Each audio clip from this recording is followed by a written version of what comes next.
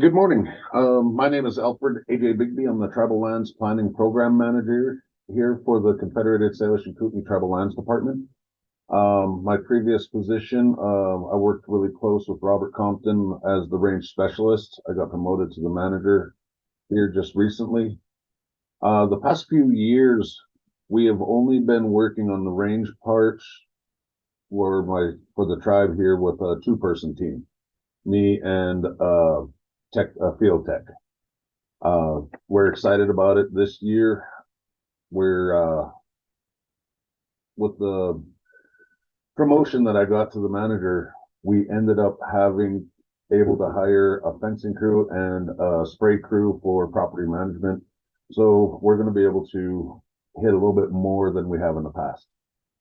On this presentation, I'll be discussing what we've done here, working with APHIS for the grasshopper issue. We have the grasshopper and the Mormon crickets here.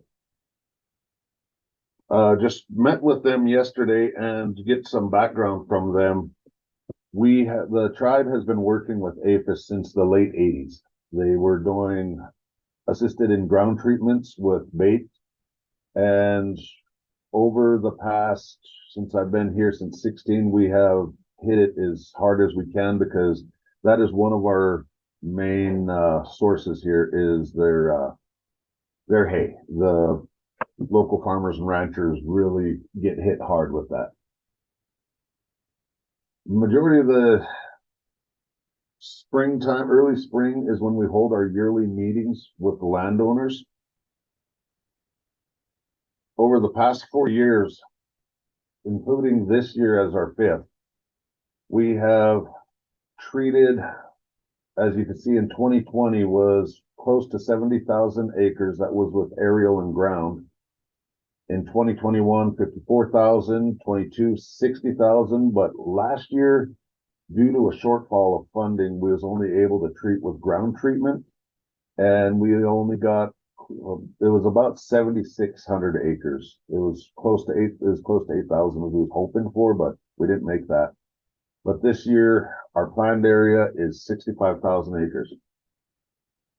The Flathead Reservation is approximately 1.3 million acres with close to 400,000 acres in range units. We focus mainly in our low-lying areas. If you've ever been to the Flathead Reservation, we are mainly in the Perma-Nirata area, which is on the western side of the reservation. We have been dealing with the local landowners there with trying to get block areas for APHIS to be able to come in and spray with aerial. According to them, it was block areas of 10,000 acres or more before they could even come in and help with aerial spray. They will hit all the tribal trust areas, but the local landowners, they have to pay for it out of their pocket. We do get a good commitment from them over there, because without it, they do lose a lot of their hay crop. Right now, the main concerns for the grasshoppers that we have two types here on the reservation. We have the clear-winged grasshopper, which is mainly in the western United States, north and west part, and up into Canada. And we also have the migratory grasshopper. This is the one that, as you're driving down the road, covers your windshield. This one here is covered pretty much all of North America here. Sorry for the blurred image. On the ground base, what we use the liquid spray of Dimilin.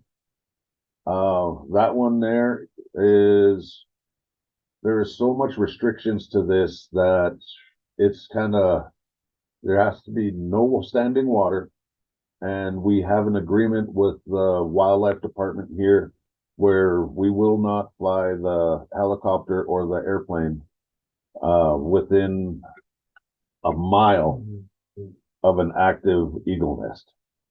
So that really limits where we could fly due to the eagles that we have along the Flathead River. That's where we start with the ground base using 7. It's a bait setup that's spread out with the,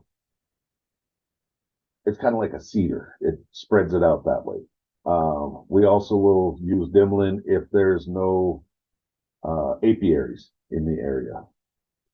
I do not have any pictures of the setup that they use. APHIS normally contracts that out with the local counties, and we utilize their spray units for that. This is kind of a quick and dirty little presentation. I was trying to make it longer, but I couldn't. I was been in and out of the office for meetings, so I apologize for that.